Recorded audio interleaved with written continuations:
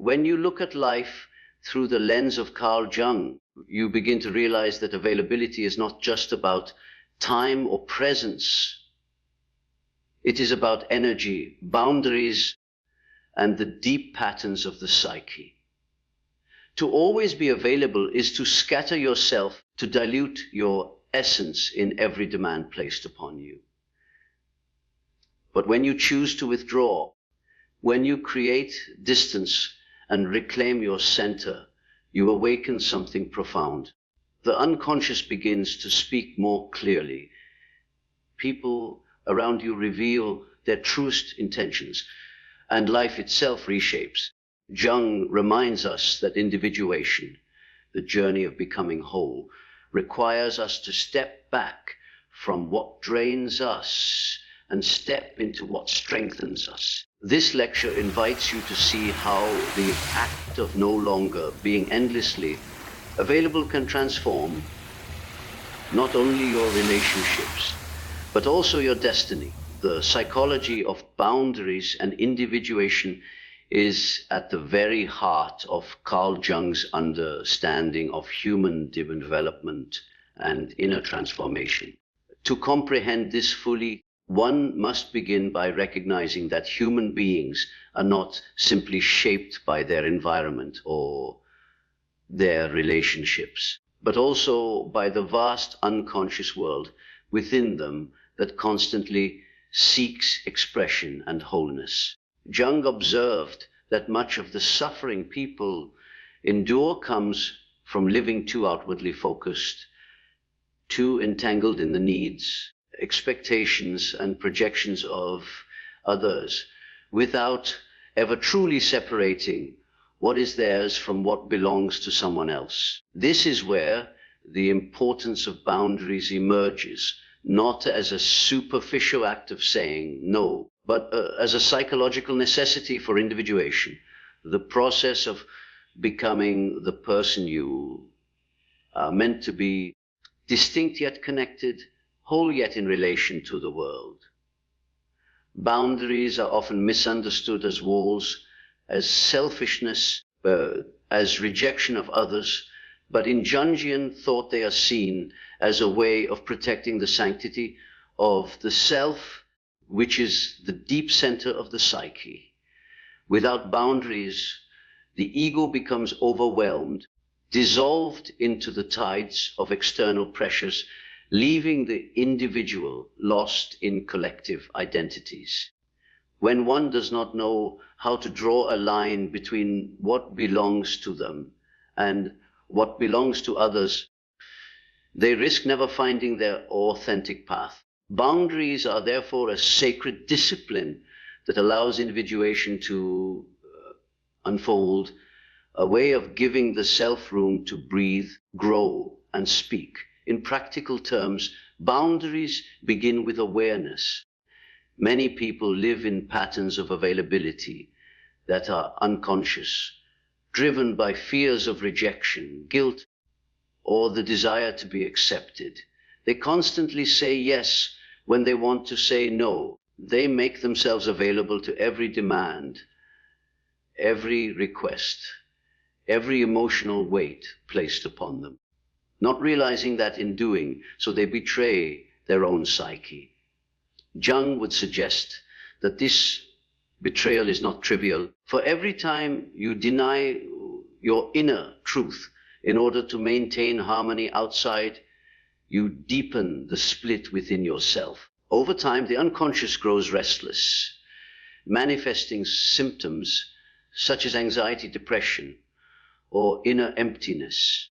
These are not random afflictions, but messages, signals from the depths that you are out of alignment with yourself. The psyche pushes back against the endless availability, against the lack of boundary, forcing you to acknowledge that individuation cannot occur while you are enslaved to external demands.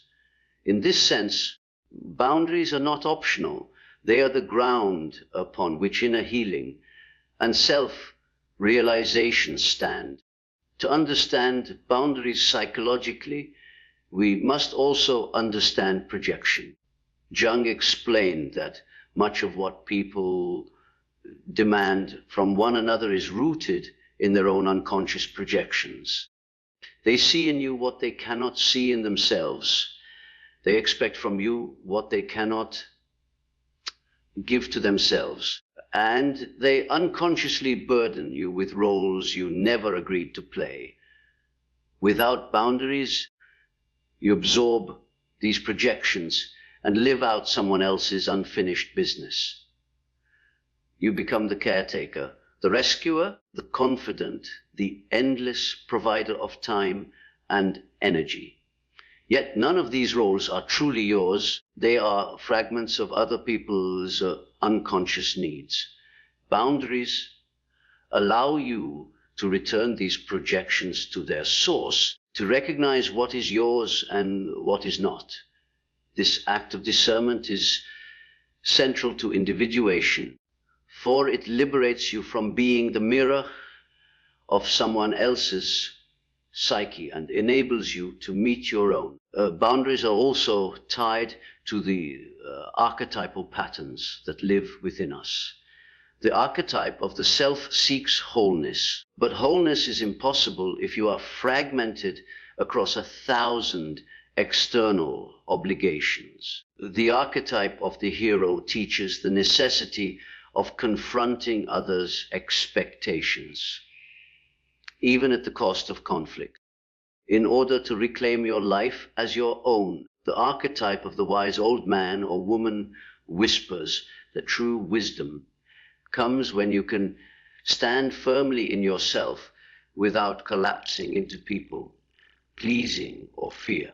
Each archetype in its own way pushes the individual toward boundary making, because boundaries are how you honor the archetypes that shape your journey. Without them, individuation stagnates, leaving you repeating cycles of exhaustion and dependency. Jung also saw individuation as the reconciliation of opposites, and boundaries play a crucial role in this reconciliation. Consider the tension between freedom and responsibility. Without boundaries, responsibility swallows freedom, and the individual becomes bound to the needs of others. With overly rigid boundaries, freedom turns into isolation, cutting off the person from meaningful relationships. Individuation requires holding the tension between these poles, crafting boundaries that allow genuine connection without self-abandonment.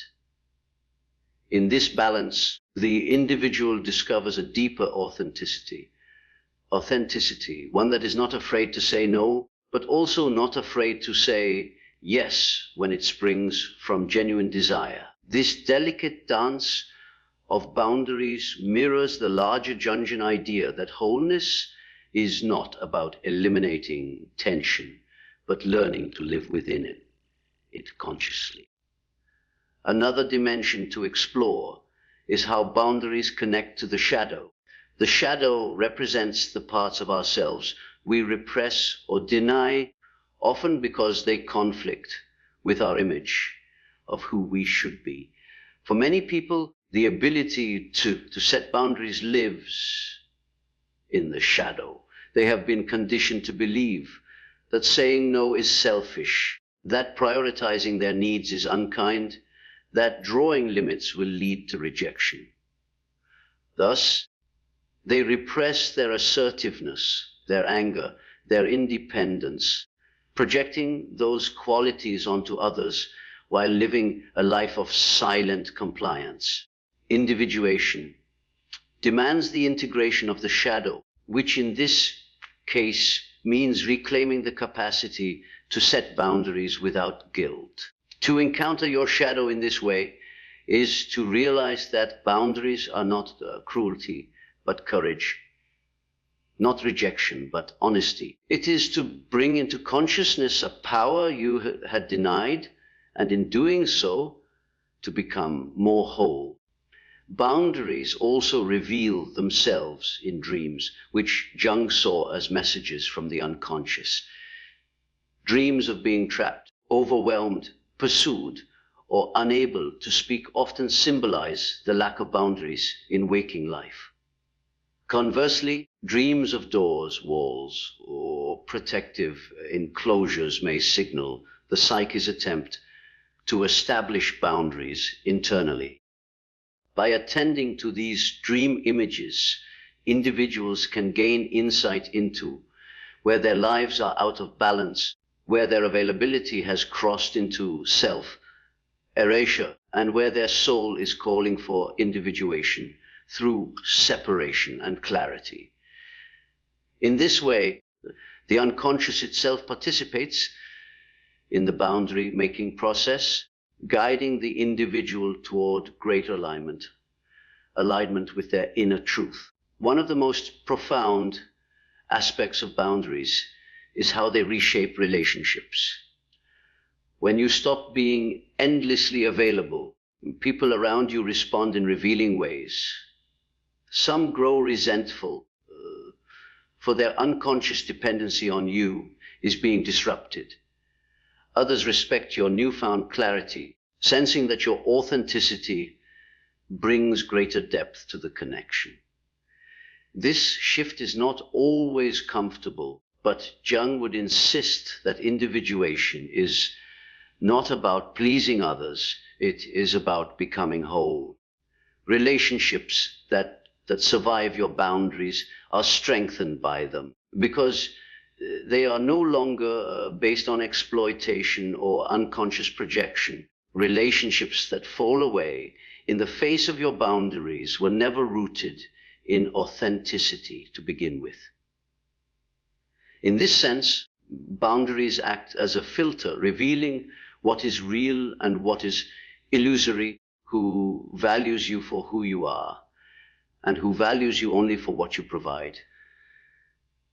From a cultural perspective, boundaries are also a challenge to the collective unconscious. Many societies condition individuals to conform, to sacrifice personal truth for communal expectations, to dissolve individuality into roles assigned by tradition, gender, hierarchy. Individuation requires breaking free from this collective hypnosis, which means creating boundaries between yourself and the collective patterns that seek to dominate your life. This is not a rejection of community, but a redefinition of it, for true community is built by individuals who know themselves, not by those who have lost themselves. Boundaries are the means by which you disentangle from the collective unconscious, reclaiming your individuality so that you can contribute to the collective in a more authentic way. In therapeutic practice, Jungians often encourage clients to explore their resistance to boundaries, for resistance often points to deeper wounds. A person who cannot say no may have grown up in an environment where love was conditional, where acceptance depended on compliance, where individuality was punished. To heal these wounds is to reclaim the right to exist as oneself without fear of abandonment. Boundaries then become not only a psychological necessity, but also an act of healing, a re-parenting of the self, where you provide the care and protection that may have been absent in childhood. In this way, boundaries are not only about others, but about the relationship you have with yourself. A relationship that individuation demands must be nurtured above all. Finally, it is essential to see boundaries as dynamic, not static. They evolve as you evolve, reflecting the stages of your individuation. In early stages, boundaries may feel rigid, necessary to break old patterns of availability and people pleasing.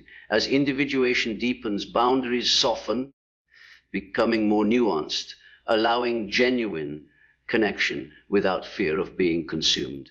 This flexibility mirrors the psychological growth that Jung emphasized, where the ego learns to serve the self, and the self learns to express itself in the world.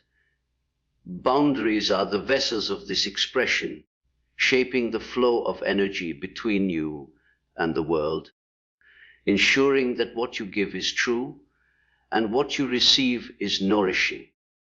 They are not the end of individuation, but one of its most crucial pathways, guiding you steadily toward the wholeness that lies at the heart of Jung's vision for human life. How withdrawal reveals hidden truths in relationships is a concept that resonates deeply with Jung's understanding of human nature. The unconscious and the dance of projection that governs much of our connections. On the surface, withdrawal may look like absence, silence, or disengagement, but on a deeper psychological level, it acts as a mirror that reflects back the true dynamics of the bond. So often in relationships, whether friendships, family ties, or intimate partnerships, we operate on patterns that are invisible to us. We get caught in routines of giving and receiving, of fulfilling expectations, of playing roles that have been silently agreed upon, often without ever questioning them. But when one steps back, when one stops being endlessly available, when one withdraws their constant presence or attention, what emerges is clarity. The withdrawal unsettles the established dynamic, forcing the unconscious material to the surface. And in that disruption, the hidden truths reveal themselves. Jung taught that relationships are not just connections between two conscious egos, they are also interactions between two vast unconscious worlds. Much of what we think of as love or friendship is heavily shaped by projection. The tendency to place our unacknowledged qualities, desires, fears, and wounds onto another person. As long as availability is constant, projections remain unchallenged. A person who always shows up, who always answers, who always gives, becomes a blank canvas for others to paint upon, embodying the roles that others unconsciously assign them.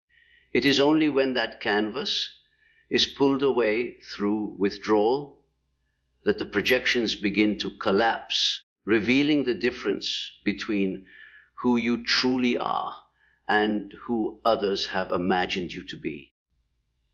This collapse is often painful for those who depended on the illusion, but it is liberating for the one seeking individuation, for it clarifies where authenticity has been lost and where roles have taken over reality. Withdrawal also reveals the balance or imbalance of reciprocity in relationships. When you are always available, you cannot see clearly who is genuinely invested in the relationship and who is simply taking from it. Constant presence masks asymmetry because it allows the other to lean on you without ever testing their own willingness to give.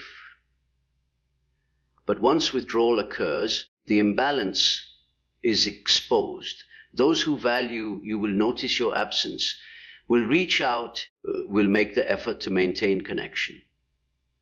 Those who were only there for what they could extract will fade away, revealing that their bond was never about you, but about their needs. Jung would see this as a confrontation with shadow material, for in the absence of your availability, others are forced to confront their dependency, entitlement, or neglect.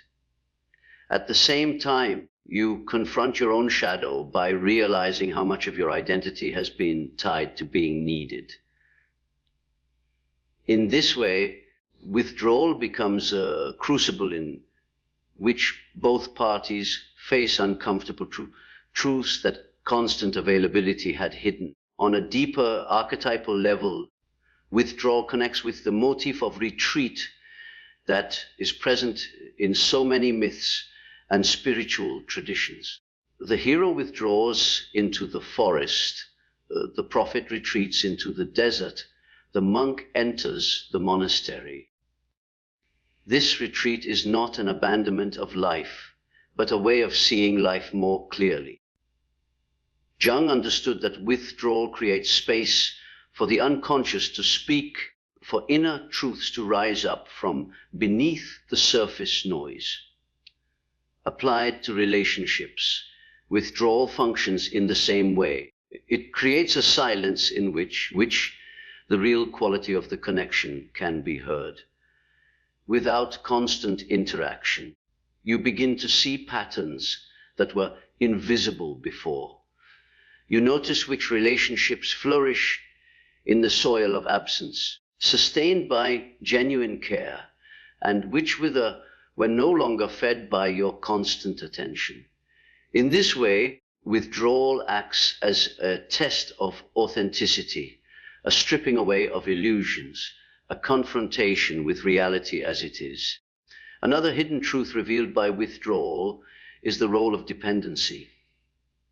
Many relationships, particularly those rooted in family or long-standing friendships, are built on unconscious dependency structures. People lean on one another, not out of conscious choice, but out of unresolved childhood patterns, unmet needs, unacknowledged wounds.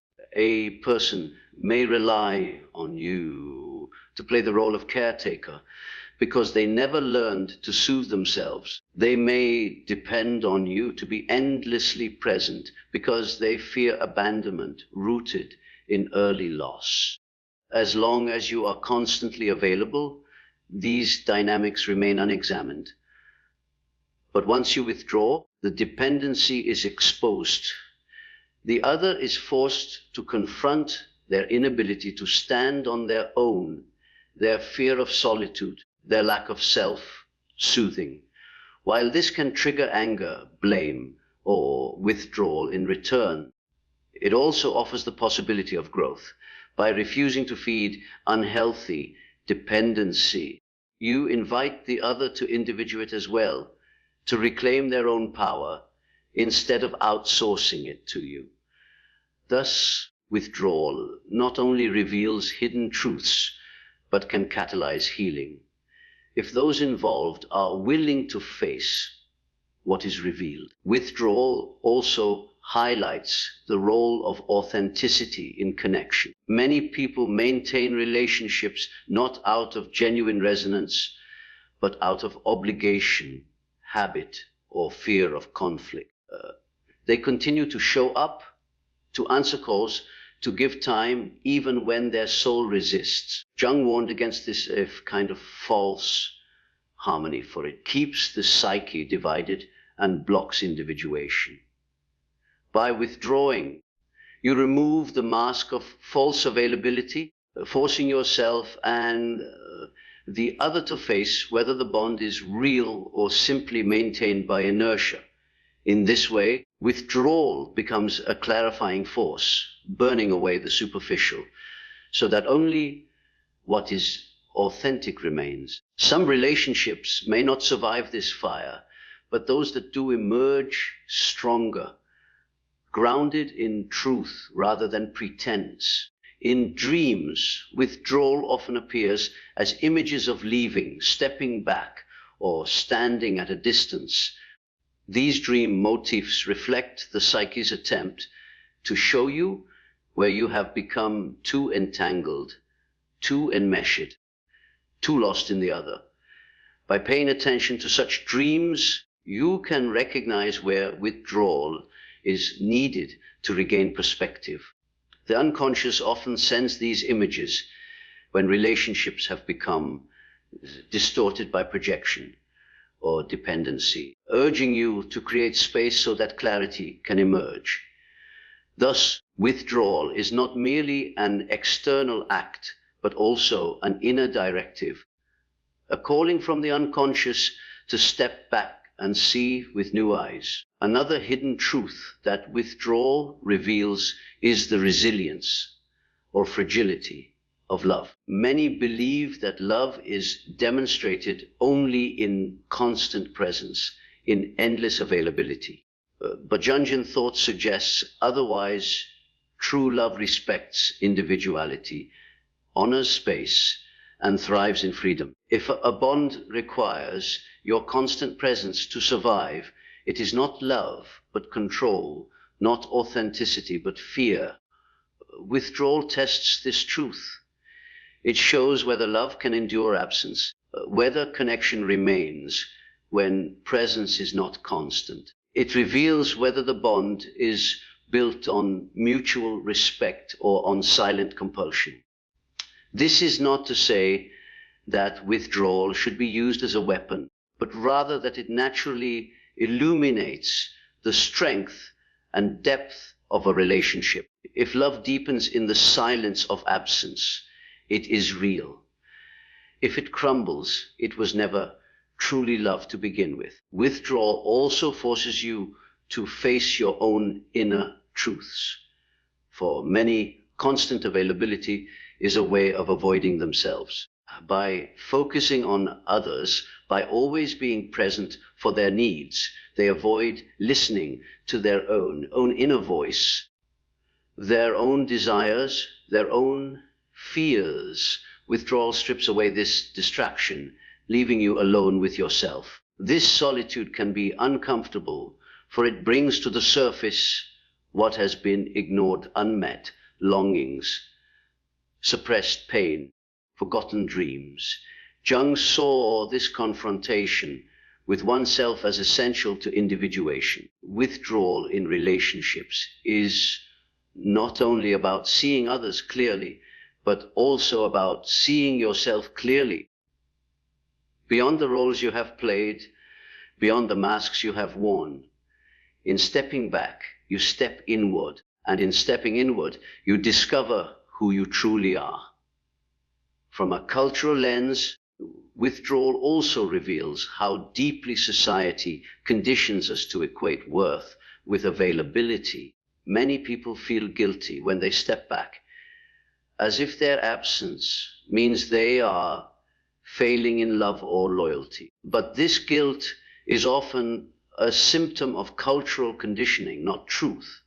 By withdrawing, you see how much of your availability was driven by fear of judgment rather than authentic choice. This recognition frees you from collective expectations and allows you to redefine connection on your own terms. Jung insisted that individuation often requires going against the collective, breaking free from its demands in order to discover your own truth. Withdrawal is one of the ways you enact this rebellion, and in doing so, you uncover how much of your relational life was shaped by forces outside your authentic self. Finally, withdrawal reveals the hidden truth of impermanence. No relationship, no bond, no presence is eternal. Life itself is a series of comings and goings, of arrivals and departures. By withdrawing, you come into contact with this reality, forcing yourself and others to confront the fragility of connection. This confrontation can be painful, but it is also liberating.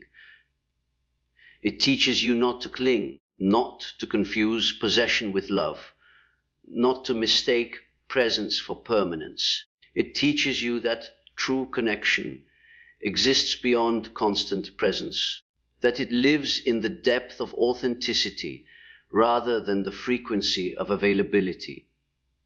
In this way, withdrawal becomes a teacher, revealing truths that constant presence keeps hidden, guiding you toward relationships that are real, balanced, and rooted in freedom rather than fear.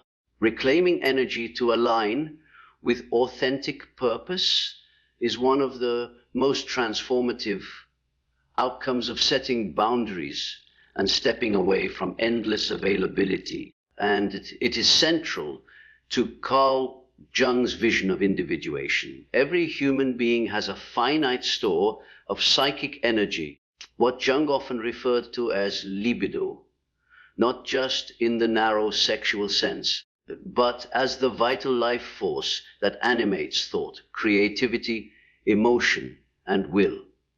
This energy is constantly flowing, constantly being invested in people, situations, and inner processes. When one is perpetually available to others, this energy is drained outward, leaving little for the development of the self.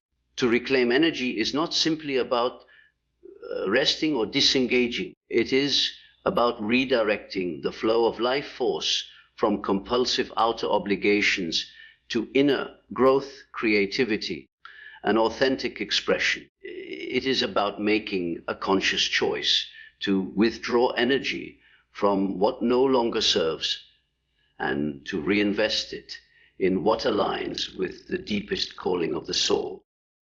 Jung observed that much of the suffering in modern life arises from a misdirection of psychic energy. People often spend their vitality maintaining social roles, pursuing external approval, or responding to the endless demands of others. They live outwardly, expending themselves to meet expectations, while their inner world is starved. This imbalance creates a sense of emptiness, as though something essential is missing. Individuation requires a reversal of this pattern. It asks the individual to reclaim energy from outer distractions and redirect it inward toward the exploration of the unconscious and the unfolding of authentic purpose. The process is not easy, for it requires confronting guilt, fear, and the conditioning that equates self-care with selfishness. Yet without reclaiming energy, individuation stalls, leaving one trapped in cycles of exhaustion and alienation. Reclaiming energy begins with awareness of where it is currently being lost. Constant availability fragments attention and disperses energy into countless minor obligations. Each phone call answered out of duty, each favor agreed to out of guilt, each interaction maintained for appearances. All of these drain psychic resources. What seems small in isolation accumulates into depletion. Jung would say that when energy is scattered this way, the self cannot emerge, for the self requires focused energy to manifest. Just as a plant cannot grow in barren soil, authentic purpose cannot flourish in a psyche drained of vitality. Thus, the act of reclaiming energy is an act of cultivation, of gathering the scattered seeds of one's life force and planting them in the fertile ground of authenticity. One of the most powerful aspects of reclaiming energy is that it reveals the natural direction of your life force. Jung taught that the unconscious always seeks wholeness and purpose, guiding us through symbols, dreams, and synchronicities. But to perceive this guidance, one must have energy available to notice and respond. When life is consumed by endless availability, there is no room to listen. The soul's whispers are drowned out by the noise of obligations. By reclaiming energy, space opens up, and in that space, the unconscious begins to speak. Dreams become more vivid, intuition sharpens, synchronicities multiply, and a sense of inner direction emerges. This direction is not imposed from outside, but arises from within, pointing toward authentic purpose. The reclaimed energy becomes the fuel for following this inner guidance, transforming life from a series of obligations into a meaningful journey. Another key aspect is how reclaiming energy transforms creativity. Jung himself was a deeply creative individual, painting, sculpting, and writing as part of his dialogue with the unconscious. He believed creativity was essential for individuation, for it allows the unconscious to find expression in symbolic form. Yet creativity requires energy, and when all energy is given away to others, creativity withers. Many people who feel blocked creatively are not lacking talent or inspiration, but are simply drained. Their life force has been siphoned off by obligations, leaving nothing for art, innovation, or vision. By reclaiming energy, creativity reawakens, ideas flow, images emerge, and the individual finds new ways of expressing their authentic self. Creativity then becomes both a symptom and a catalyst of alignment with purpose, signaling that energy is being directed where it belongs. Reclaiming energy also shifts how one relates to time. When you are constantly available, time feels fragmented, stolen in pieces by others' demands. Days are consumed by business that leads nowhere. But when energy is reclaimed, time expands. Moments feel fuller, more intentional, less rushed. Jung often emphasized the importance of kairos, the opportune moment, as distinct from mere chronological time. Reclaimed energy allows you to enter kairos, to live in alignment with the right timing of your soul. Instead of reacting to every demand, you begin to act in harmony with deeper rhythms, experiencing a sense of flow and synchronicity that confirms you are aligned with authentic purpose. The process of reclaiming energy also involves confronting the shadow, particularly the shadow aspects tied to self-worth and guilt. Many people give away their energy because they fear being unworthy without it. They equate their value with their usefulness to others, believing that if they stop giving, they will no longer be loved. This belief is often unconscious, rooted in early experiences of conditional love or rejection. To reclaim energy requires facing this shadow, recognizing that worth does not depend on endless availability. By withdrawing energy from the compulsion to please, you reclaim not only vitality, but also dignity. This act of shadow integration strengthens the ego, enabling it to serve the self rather than external expectations. In this way, reclaiming energy is not merely practical, but deeply transformative, for it rewrites the script of worthiness that has governed one's life. Reclaiming energy also impacts the body. Jung believed that psyche and soma are deeply interconnected, that the body reflects the state of the soul. When energy is scattered outward, the body often suffers through fatigue, tension, or illness. Constant availability leads to stress that manifests physically. By reclaiming energy, the body begins to heal. Rest becomes deeper, vitality returns, and health improves. The body becomes an ally in the individuation process, carrying the renewed energy into every aspect of life. This somatic dimension reinforces the importance of boundaries, showing that reclaiming energy is not an abstract idea, but a concrete necessity for well-being. On a relational level, reclaiming energy changes the quality of presence. Paradoxically, when you stop being constantly available, your presence becomes more powerful. Instead of showing up drained and resentful, you show up fully alive with authentic energy to share. Others feel the difference, sensing the depth and authenticity of your engagement. Relationships shift from being fueled by obligation to being nourished by genuine connection.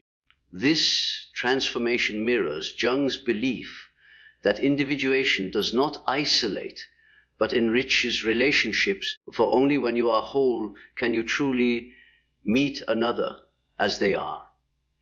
Reclaimed energy enables this wholeness, making space for love that is free rather than compelled. Reclaiming energy also reveals the difference between the ego's goals and the self's purpose. The ego often pursues external success, recognition, or security, while the self seeks wholeness, meaning, and alignment. When energy is lost to availability, it is usually the ego's agenda that dominates, keeping you trapped in cycles of proving, pleasing, or performing. But when energy is reclaimed, the self's voice grows stronger. You begin to sense a purpose that transcends ego, a calling that is not about external validation, but about inner truth. Jung described this as the individuation journey, the movement toward becoming the person you were uniquely meant to be. Reclaimed energy is the fuel for this journey, allowing you to move beyond ego's distractions and into the realm of authentic purpose. Another profound dimension is how reclaiming energy changes one's relationship with the collective.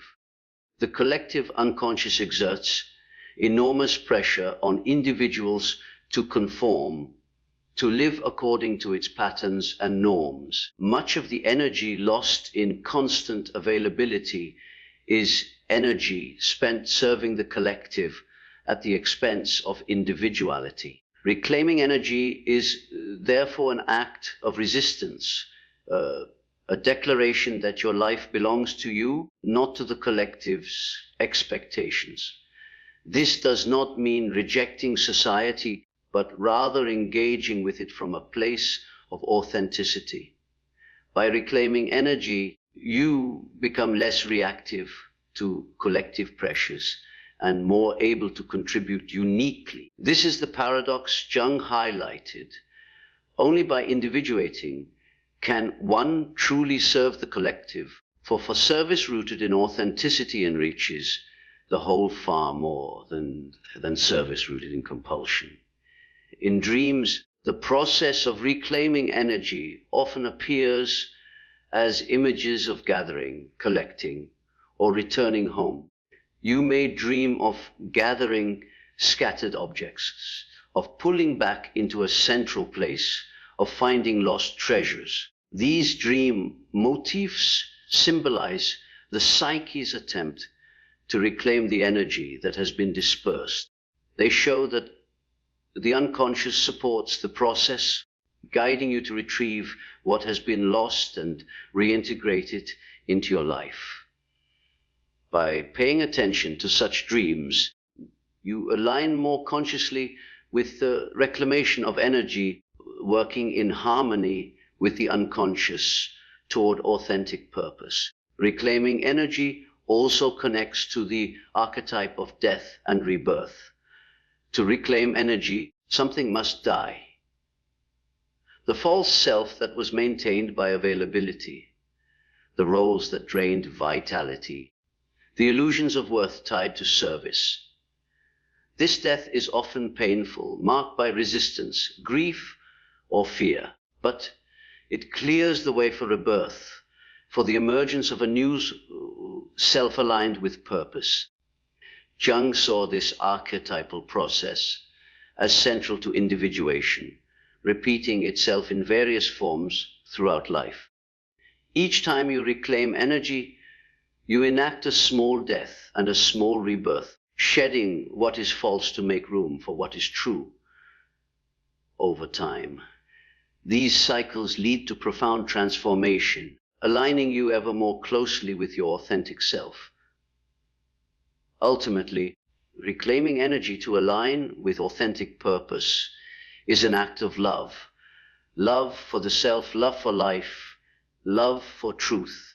It is the recognition that your energy is sacred, that it belongs first to the unfolding of your soul, and only secondarily to the demands of the world. By reclaiming it, you honor the divine spark within, the image of wholeness that Jung believed lives in every human being. This reclamation is not selfish, but necessary, for only when your energy is aligned with purpose can you contribute fully to others. It is then that your presence, your work, your relationships, and your life itself become expressions of authenticity, radiating the wholeness that individuation promises.